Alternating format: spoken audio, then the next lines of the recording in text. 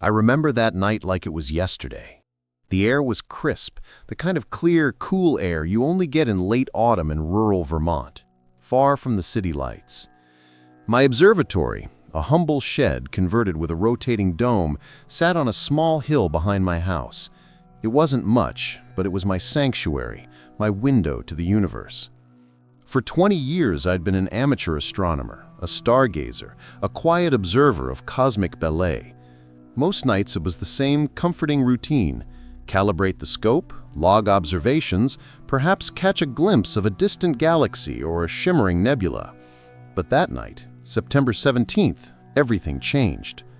I was tracking a newly discovered exoplanet, Proxima Centauri d, just trying to gather some photometric data. My setup was modest but reliable: an 11-inch Schmidt-Cassegrain telescope connected to a sensitive radio receiver I'd jerry-rigged myself.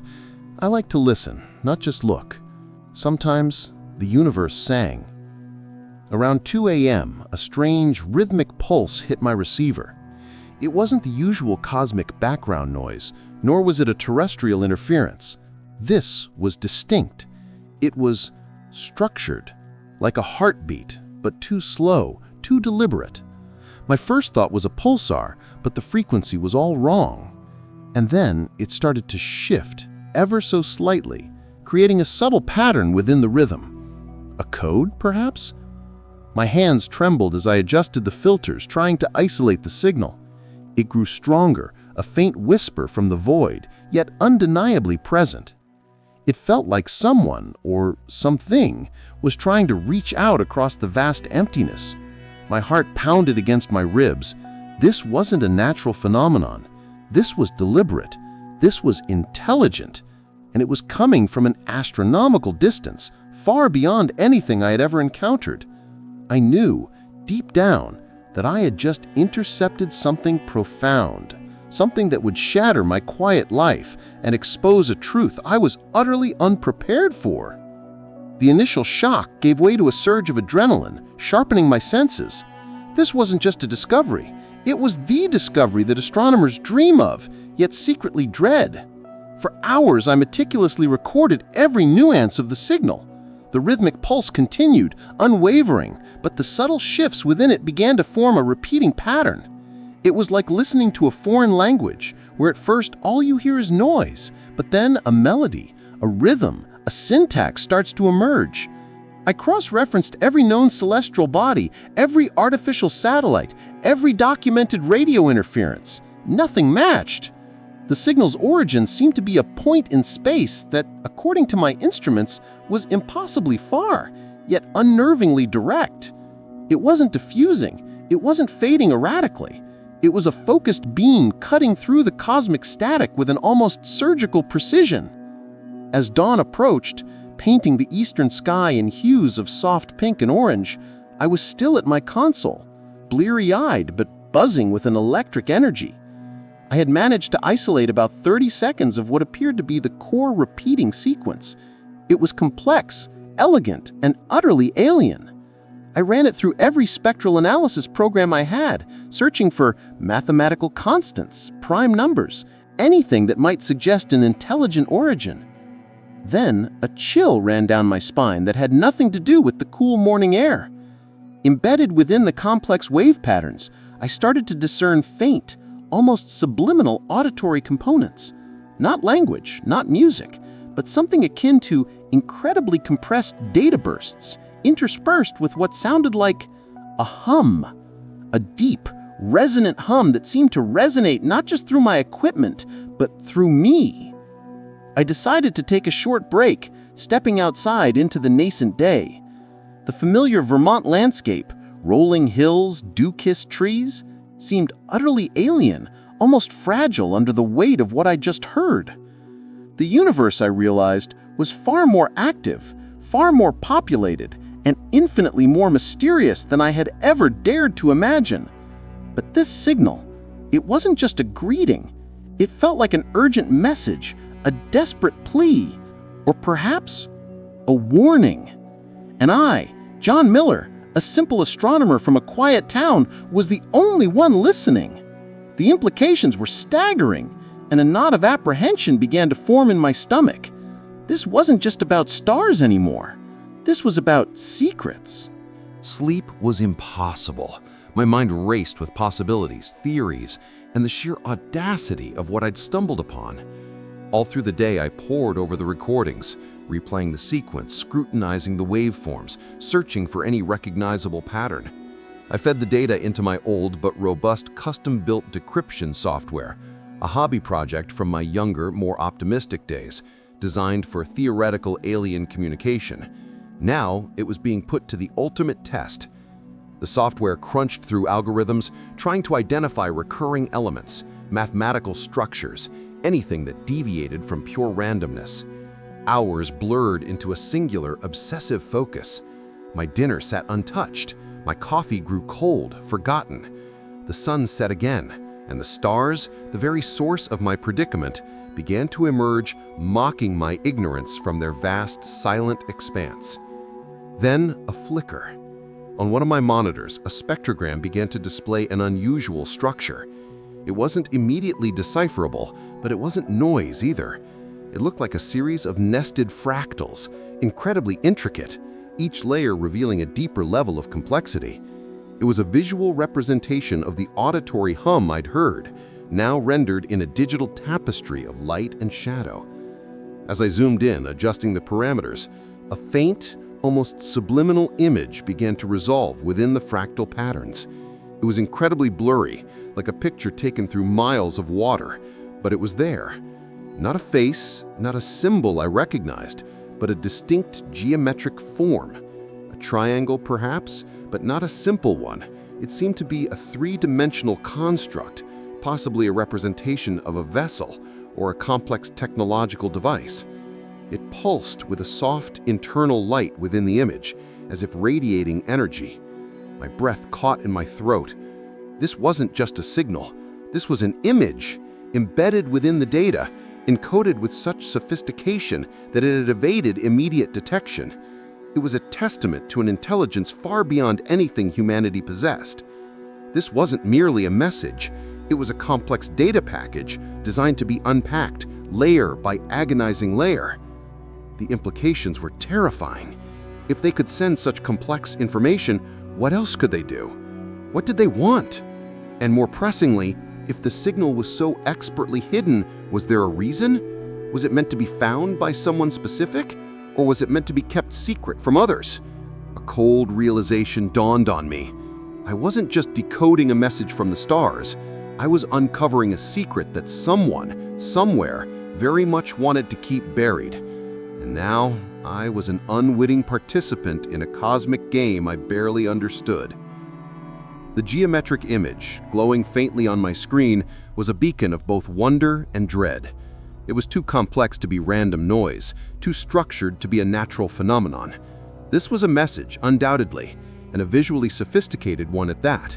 I spent the next few days in a frenetic state, refining the image, trying to extract more details. It seemed to depict a large, triangular craft, sleek and dark, hovering against a backdrop of stars. There were no discernible windows or propulsion systems, just smooth, alien lines. It was unlike any human aircraft I'd ever seen or read about. But as I delved deeper into the signal, a new, unsettling layer began to reveal itself. Interspersed with the primary message, almost like a subliminal watermark, were brief, almost imperceptible bursts of a different kind of signal. These bursts were much closer, originating not from deep space, but from within our own solar system, possibly even from Earth's orbit. They were scrambled, highly encrypted, and almost as if they were designed to be missed. My custom software, in its relentless pursuit of patterns, flagged these anomalies. When I managed to isolate and amplify one, I heard a garbled series of human voices, clipped and distorted, overlaid with what sounded like military chatter. It was fragmented, impossible to understand, but the implication was clear. Someone here on Earth was not only aware of the deep space signal, but was actively trying to intercept, analyze, or perhaps even interfere with it. The realization hit me with the force of a physical blow. I wasn't alone in this.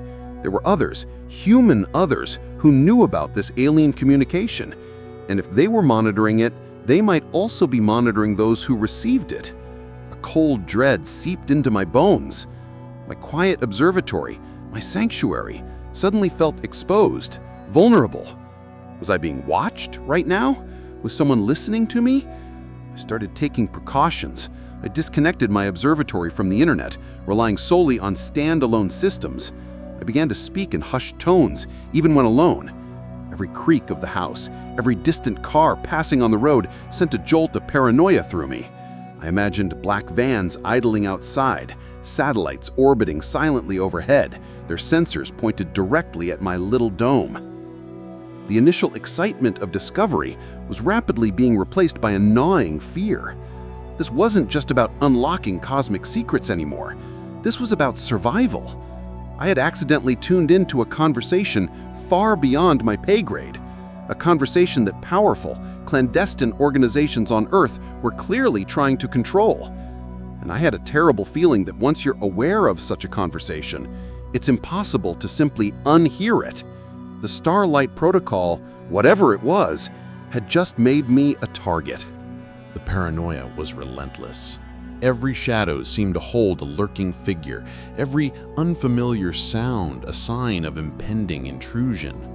I stopped going into town unless absolutely necessary, and even then, I kept my interactions brief, my eyes constantly scanning. My phone stayed off, tucked away in a Faraday pouch I'd hastily fashioned.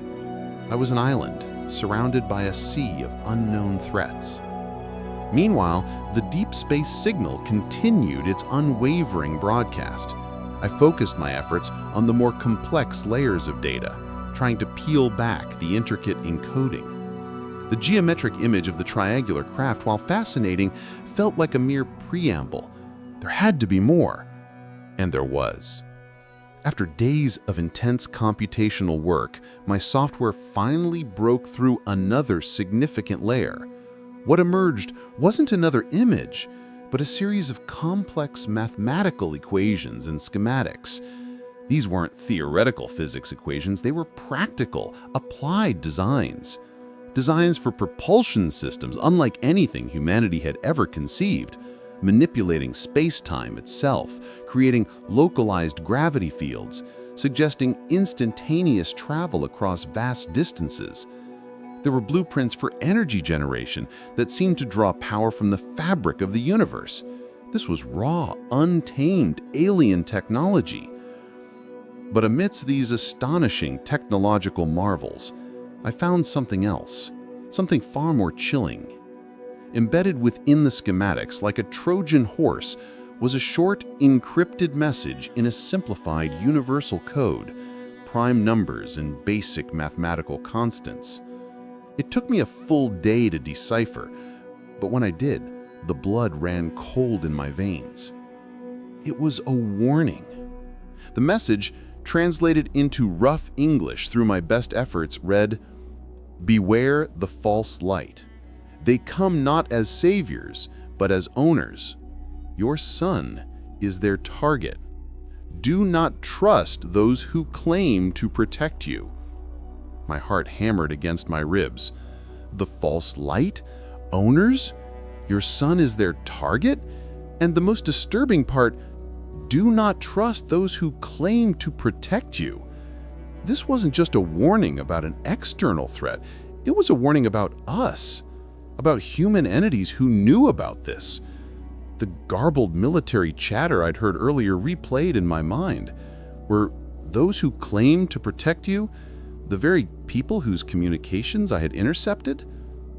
The pieces began to fall into place, forming a terrifying mosaic. An advanced alien civilization far across the galaxy was sending out a distress signal disguised as a technological gift. They were warning humanity about another alien presence, one that sought to exploit Earth or its sun. And an elite, secretive faction of our own government was not only aware of this, but was actively trying to control the narrative, perhaps even collaborating with these owners. The weight of this revelation was crushing. I wasn't just an astronomer anymore. I was a reluctant messenger, caught between two alien forces and a clandestine human conspiracy.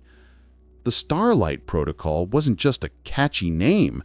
It was a real, deadly game being played out in the shadows, and I was now holding the most dangerous piece of information imaginable. I had to get this out. But to whom could I possibly trust? The warning resonated within me, a terrifying echo in the silence of my observatory. Do not trust those who claim to protect you. It was a direct challenge to the very fabric of my understanding of the world. If the government, or at least a powerful faction within it, was complicit in some galactic scheme, then who could I turn to? The thought of going to the authorities or even mainstream media was quickly dismissed. They would either discredit me, silence me, or worse, use me. My focus shifted from decoding to hiding. I secured all my data on encrypted drives, physically disconnected from any network. I even considered burying a backup copy in the woods, a desperate measure for a desperate situation. The anxiety was a constant companion, gnawing at my nerves. I started sleeping in short, fitful bursts, waking at every unfamiliar sound. Then, 2 nights after deciphering the warning, something happened that shattered any illusion of safety I still harbored. I was meticulously reviewing the signal's origin coordinates, trying to pinpoint the exact location in space when my external motion sensor chimed. A faint, almost imperceptible sound that usually meant a deer had wandered too close. But this time, it was different. The chime was followed by a soft, rhythmic thud, too heavy for an animal, too deliberate for a falling branch. I froze, my hand hovering over the save button. I peered out the small window of my observatory, straining my eyes against the deep night. The moon was a sliver, casting long, deceptive shadows. Nothing. I dismissed it as paranoia, telling myself to calm down. Then, a flicker. A faint greenish glow pulsed in the tree line, just beyond my property line. It wasn't the natural bioluminescence I had occasionally seen in the woods. This was artificial, focused, and it moved. Slowly, deliberately. It edged closer, followed by another, and then another. 3 distinct points of light, moving in perfect, silent synchronicity. My heart leapt into my throat.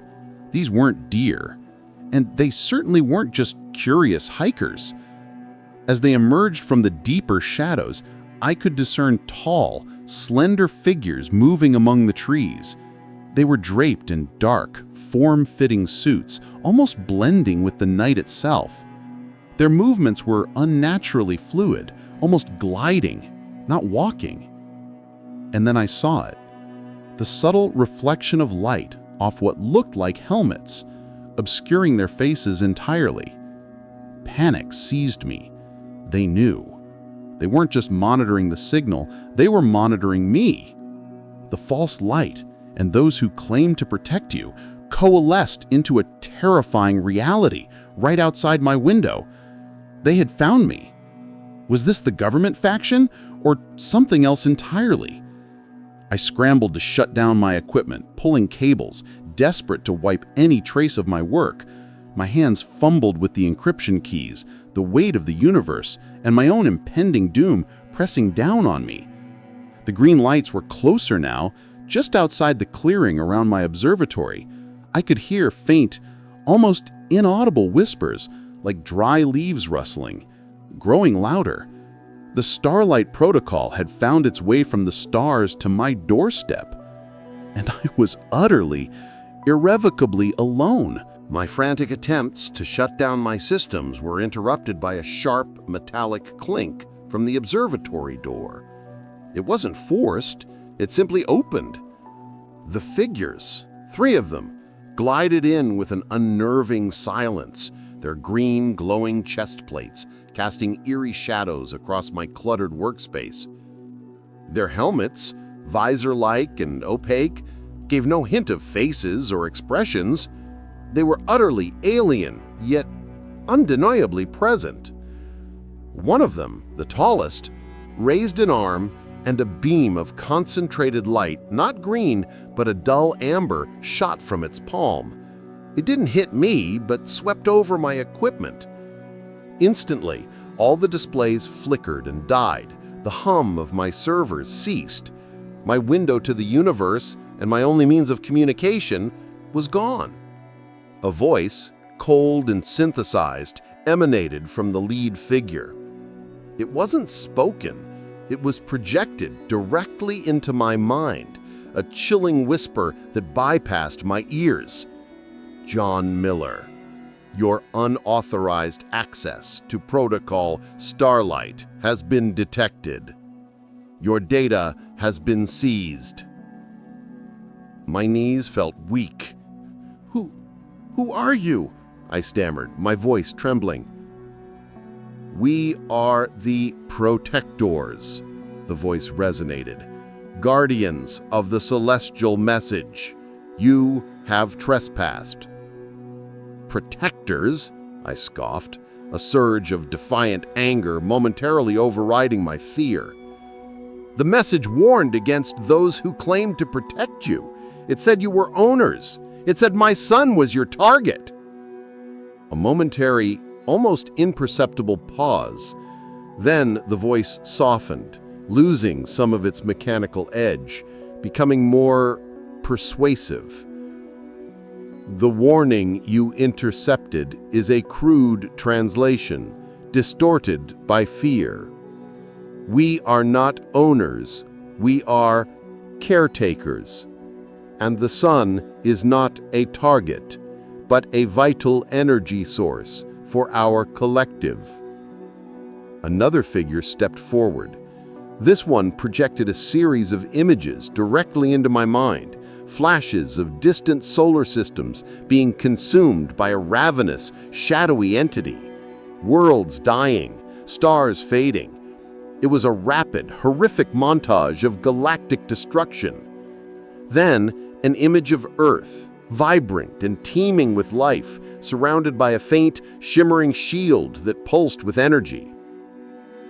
The true threat is another species, the voice explained, its tone now laced with urgency. The false light are cosmic parasites. They drain suns, rendering systems inert. We are here to prevent that from happening to your star. The Starlight Protocol is our system of defense, a carefully crafted deception to keep the false light from directly engaging with Earth, while we prepare your species for advanced integration into the galactic defense network. The warning you received was partially misleading to deter independent analysis by those unprepared or those who could be swayed by the false light's own deceptions. I stared at them, my mind reeling. A galactic war? Earth caught in the middle? And my own government, the one I suspected of complicity, was apparently involved in some complex deep space subterfuge? Your government, the voice continued, as if reading my thoughts, is a fractured entity. Some factions understand the gravity of the situation. Others are short-sighted, susceptible to promises of power. We are working with the former.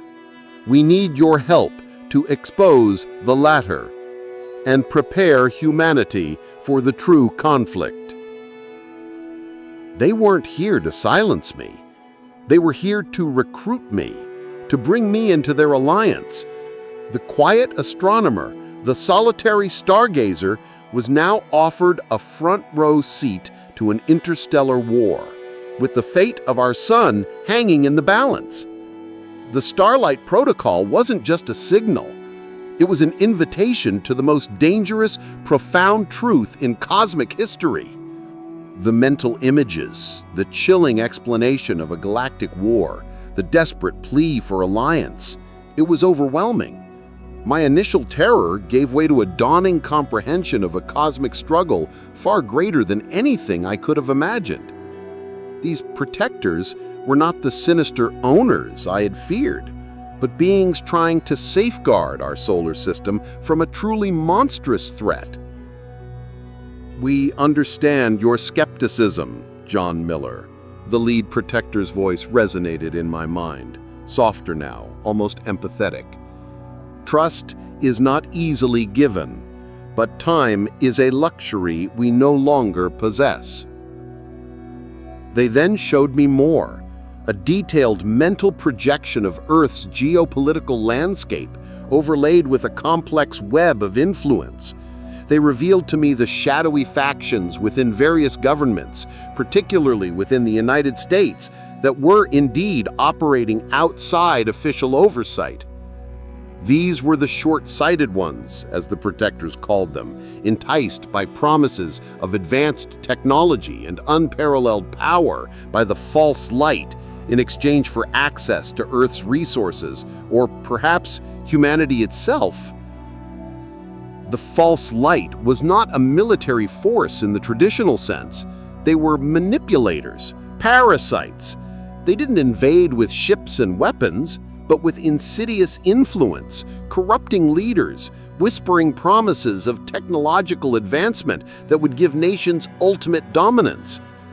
They sought to create internal chaos, weakening humanity from within, making our sun an easy target for their energy harvesting. The false light sought not to conquer, but to consume. The protectors then outlined their strategy. They had been discreetly working with a few trusted, high-ranking individuals within various global intelligence agencies and scientific communities. Individuals who understood the true threat and were willing to risk everything. These allies formed the true Starlight Protocol, a clandestine human-alien cooperation aimed at exposing the false light's influence and uniting humanity against the common foe. "Your interception of our signal was not entirely an accident, John Miller," the protector confessed. "We subtly amplified its resonance in your sector.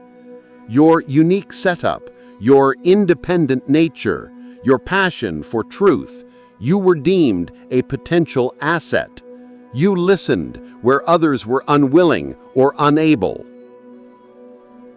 Your role," they explained, "would be to act as a public conduit, to disseminate the truth, carefully, piece by piece, to the global population.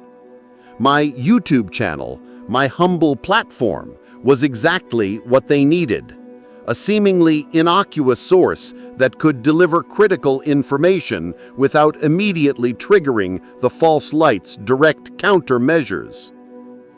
I was to be the unlikeliest whistleblower, armed not with classified documents, but with raw cosmic data." The protectors spent the rest of the night and then the following day explaining the intricacies of the situation. They showed me how to access specific, already decrypted data packets embedded within the cosmic signal, packets that detailed the false light's methods, their vulnerabilities, and the specific technological advancements they had shared with their human collaborators. They also provided me with protocols for secure communication, for recognizing their human allies, and for detecting the false light's subtle attempts at disinformation. My observatory was no longer just a place for stargazing. It was now a temporary command center, a staging ground for humanity's awakening. They left me with modified equipment, vastly more powerful and secure than anything I could have built, ensuring that my future transmissions would be untraceable by the false light's human pawns. The hardest part was the waiting. I had this incredible, universe-shattering truth literally at my fingertips, and I couldn't simply shout it from the rooftops. The protectors emphasized precision, timing, and carefully curated information. A premature or disorganized reveal could lead to panic, or worse, allow the false light to consolidate its power and fully compromise our defenses. Finally, the day came. A week after their visit, a coded message arrived on my enhanced receiver. Initiate Phase 1. Target Global Audience. Message: the echo of truth. I sat before my console, my hands steady despite the tremor in my chest. The modified equipment glowed with an alien hum, its screens displaying the first packets of data I was cleared to release. It wasn't the full story. It was a carefully selected piece of evidence designed to pique curiosity, to introduce the concept of a hidden truth without revealing the full, terrifying scope of the galactic conspiracy. My first video was simple, yet profound. I started by sharing the raw, unprocessed sound of the deep space signal, the rhythmic pulse, the strange hum, the complex patterns. Then I overlaid the initial geometric image, slowly resolving it from static to the clear triangular craft. I spoke in a calm, measured voice, explaining my background as a humble astronomer, how I stumbled upon this signal and the initial confusion and fear it caused. I didn't mention the protectors, nor the false light. Not yet. I merely presented the undeniable proof of intelligent extraterrestrial communication. The reaction was immediate and explosive. My YouTube channel, usually attracting a few thousand niche viewers, experienced a logarithmic surge. Within hours, the video had hundreds of thousands of views, then millions. Comments poured in, a chaotic mix of awe, disbelief, skepticism, and furious demands for more. News outlets from fringe blogs to major networks picked up the story. Vermont astronomer claims contact. Is this proof of aliens? The headlines screamed. I became an instant, reluctant celebrity. My face, once anonymous, was now plastered across the internet. The world was buzzing with questions, and for the first time in millennia, humanity was truly looking up, collectively wondering. It was chaotic, terrifying, and exhilarating at all once. The first domino had fallen. The Starlight Protocol, the quiet whisper from the cosmos, had become a global roar, and I, John Miller, was its amplifier. And I knew, with absolute certainty, that this was only the beginning.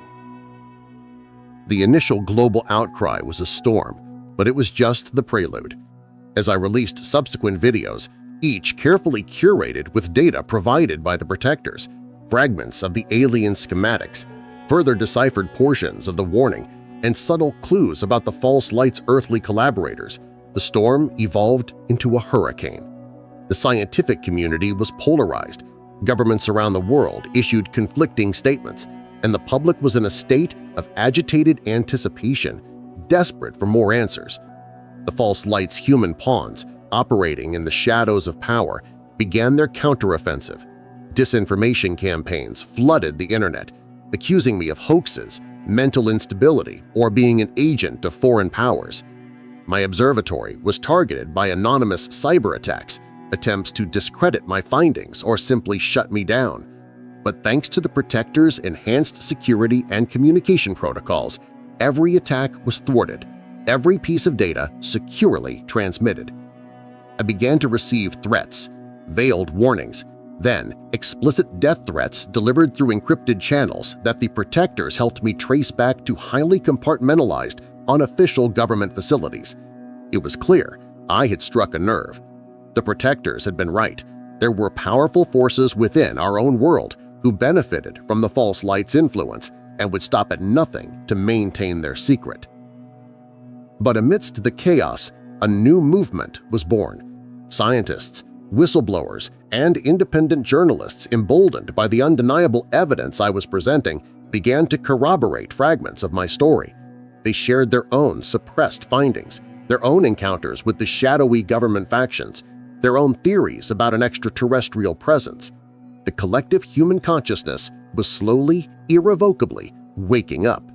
The protectors continued to guide me, providing new decryption keys, revealing layers of the false light's true agenda, how they planned to turn our sun into a controlled energy source, leaving Earth a barren, frozen husk. The images they transmitted to me were horrifying. Visions of our vibrant blue marble becoming a desolate wasteland, its inhabitants either harvested or left to perish. My channel became a rallying point. People from all walks of life, from students to senators, from soldiers to spiritual leaders, began to question the official narratives. Demonstrations erupted, demanding transparency, demanding truth. The unity that the false light sought to prevent was slowly, organically taking root.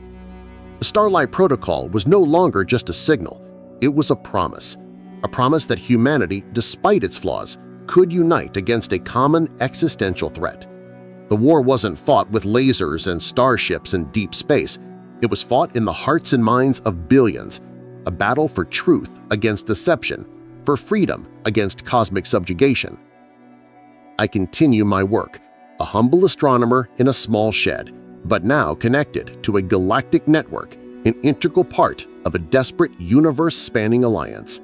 The future of our sun, the fate of our species, hangs in the balance.